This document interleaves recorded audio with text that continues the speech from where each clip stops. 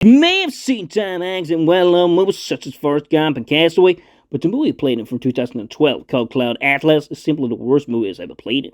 We will sit down to tell you a couple of reasons for that opinion today. The first reason is that none of the stories are entertaining. Some of them are about a character that lives in a village among cannibals, the story about a gay composer that tries to perfect a melody and writes love letters to another man that he is anxious about meeting again. Another story is about a character that stands up for a black slave on a ship. Furthermore, you got two more stories, one about an Asian woman living in a futuristic city that gives herself a self-proclaimed mission, but is apprehended because she uncovers something important. Then she is executed probably because she knows too much and gets to the heart of the truth.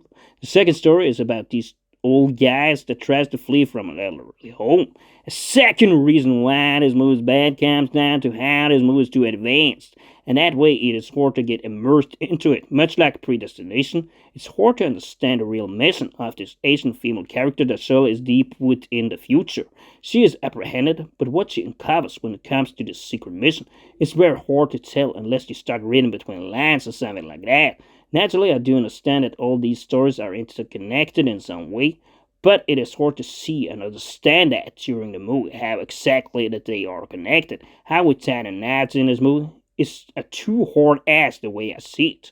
Furthermore, the pacing of the movie is a slow affair, and the movie is unfortunately boring in a lot of the moments, with hefty stale dialogue that does not offer a lot of entertainment. In addition, the movie offers a lot of voiceovers, which is not necessarily entertaining, where you hear about deep monologues that surely may investigate the deeper meaning, but it is hard to grasp what that deeper meaning really is.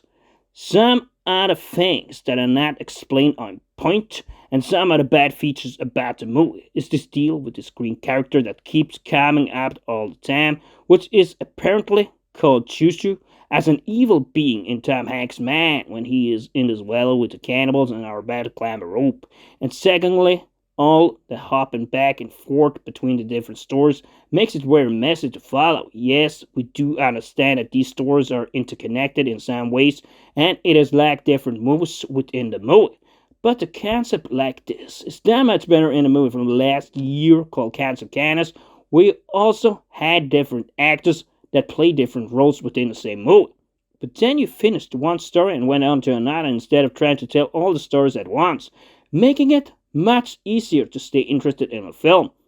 If you had done this that way in the movie, you could, of course, had a better movie, although it should have been said that the stories in Cans of Canis are more entertaining and brings on a better thriller fashion in the story that bears on a lot of excitement. Sadly, this movie, just like movies such as Passengers and Mr. Nobody, does no real attempt at making a more entertaining sci-fi movie. It is rather one that stays too glued to the concept and makes it too advanced for the viewer to live himself into the story. And that's why for me, this movie is a 3 out of 10.